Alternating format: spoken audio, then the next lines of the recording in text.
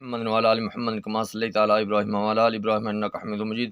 اللهم إني أسألك بك محمد وأنت المحمود وبك علي وأنت الأعلى وبك فاطمة وفاتر السماوات والأرض وبك حسن وأنت المحسن وبك الحسين وأنت قديم الإحسان وبك خير الأئمة الطاهرين ومن ذرية الحسين علیہ الصلوۃ والسلام.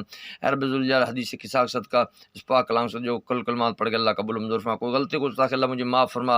اے رب ذوالجلال نبی کی محبت میں اور اپنے ملک کی محبت میں منہ سے کچھ نکل جاتا ہے لوگوں کی دل و زار جیتے اللہ مجھے معاف فرما اور وہ لوگ بھی مجھے معاف فرما دیں.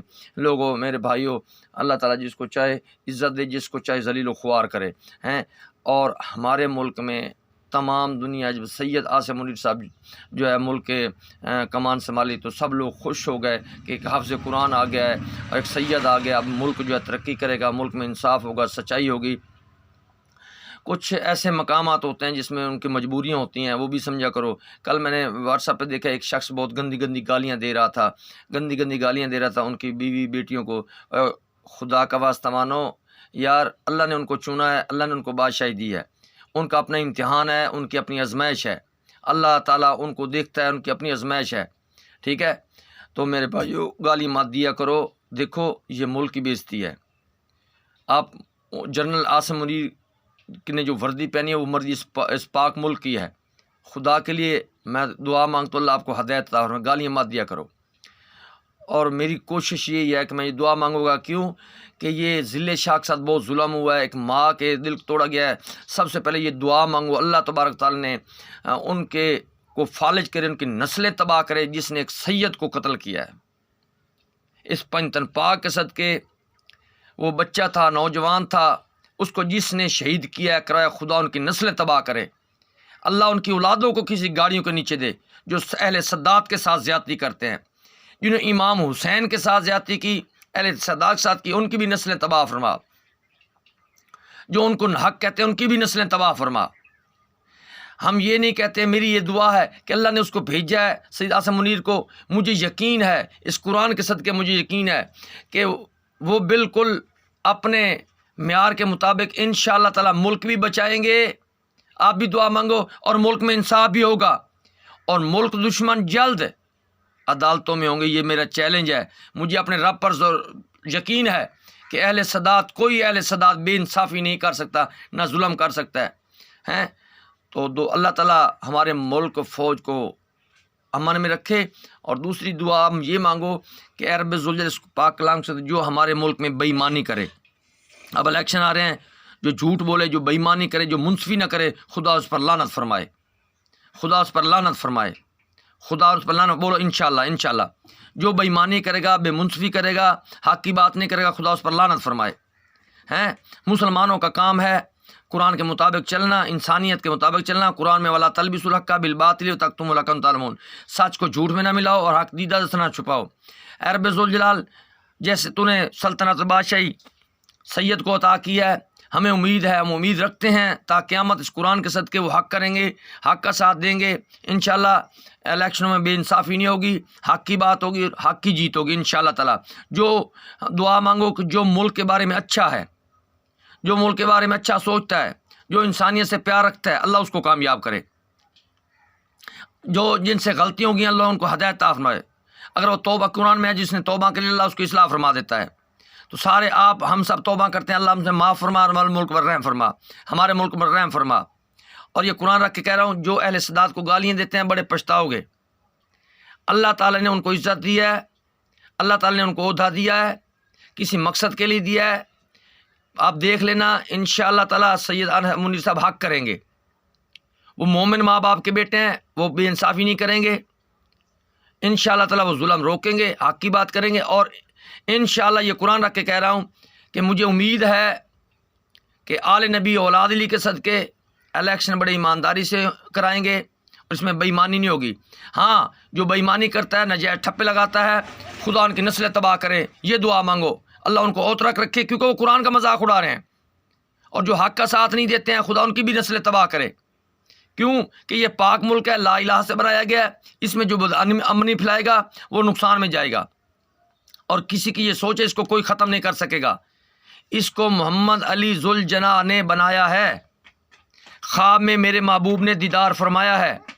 تم جتنی مرضی لوٹ لو، جتنی مرضی کوشش کر لو، اس نام کے صدقے سے ملک کو کوئی نہیں مٹا سکتا۔ یہ وہی 5 ہیں جن کو اللہ نے مبالغے میں بلایا، یہ وہی 5 ہیں، روح، آگ، ہوا، پانی، مٹی، یہ قائم ہے۔ انشاءاللہ یہ ملک قائم رہے گا۔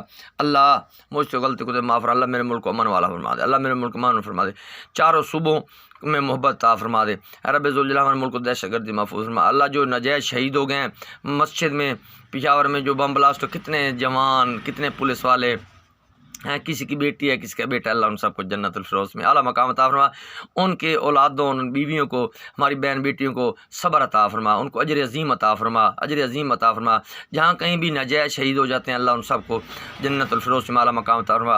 اور ذل شاہ کو، جس کا من صاف تھا، بچہ تھا، اللہ اس کے ماں باپ کو صبر عطا فرما۔ اے رب جنہوں نے اس سید کا بیٹا کھویا ہے، اے رب ذوالجلال جنہوں نے اس کو ساتھ ظلم کیا ہے، ان کے بیٹے بھی اس طرح کھولے تاکہ ان کو بھی احساس ہو، ان کو بھی احساس ہو کہ ظلم کیا ہوتا ہے۔ قرآن میں حکم ہے کہ ظلم نہ کرو، پھر انہوں نے ظلم کیا ہے رب۔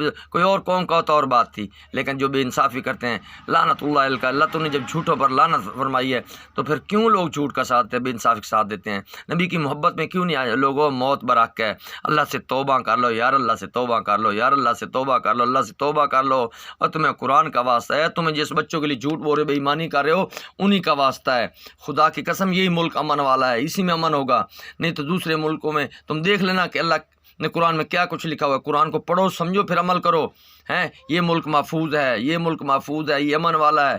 تمام مولوی مفتیوں سے میری گزارش ہے، میں ہاتھ باندھتا ہوں جو آپ ٹی وی بیٹھ کے بڑے بڑے لیکچر دیتے ہو، نبی کی شان پر کوئی دے رہے ہیں، کوئی نبی کی بحث پر دے رہے ہیں، کوئی حسین کی شان پہ دے رہے ہیں، کوئی حسین پہ بحث پہ دے رہے ہیں۔ یار تمہیں کس چیز نے روکا ہوا ہے؟ ایک بات فائنل ہے، اللہ نے مبالغے میں ان کو بھیجا ہے۔ آدم کا حق مار یہی تھا کہ ان پر درود بھیجنا، پھر بھی تمہیں سمجھ نہیں آئی۔ کیا تم آدم کی اولاد نہیں ہو؟ کیا تم جنوں میں سے ہو، شیطانوں میں سے ہو؟ آدم تو صحیح رستے پر تھا، اس کے 2 بیٹے تھے، ایک قاتل ایک مقتول۔ تم کس کی اولاد ہو؟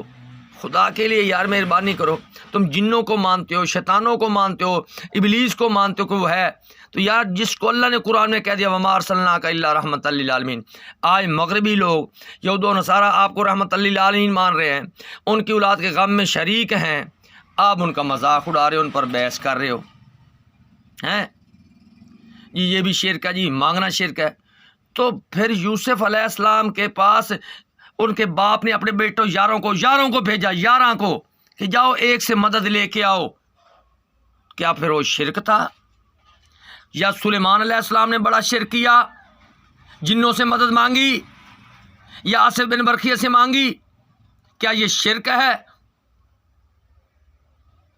یا پھر علم کے لیے موسیٰ علیہ السلام نے خضر سے علم لینے کے لیے کہ میری مدد فرما، کیا یہ شرک ہے؟ بھائی ایسے من چلی باتیں نہ کیا کرو، قرآن میں ہر چیز صاف لکھی ہوئی ہے۔ کیا تمہارا بچہ سکول میں پڑھتا ہے، تم کتابیں اس کی نہیں لیتے، تم مدد کرتے ہو؟ کیا شرک کرتے ہو؟ جب تمہارا بچہ کہتا ہے مجھے کتابیں لے کے دو، کیا اس نے شرک کر دیا؟ ایک دکان والے سے جا کے سودا لیتے ہو کہ سودا دے خود اٹھا لو نا، کیا یہ شرک ہے؟ جب اللہ ہے ہی مومن میں، قلوب المومنین، تو مومن خود بخود مدد کر دیتا ہے، ایمان والا خود بخود مدد کرتا ہے، ایمان والا ہمیشہ سچ بولتا ہے، حق کی بات کرتا ہے۔ جن کے ماں باپ ایمان والے ہیں وہ بچہ ہمیشہ ایمان والا رہے گا۔ جن کے ماں باپ نے حرام کھایا ہو تو بچوں کو حرام پر لگا کے جائے گا، وہ اپنی بھی آخرت خراب کر کے اور بچوں کی بھی آخرت۔ اللہ ان سب کو ہدایت عطا فرما، اللہ ان کو سب کو ہدایت عطا فرما۔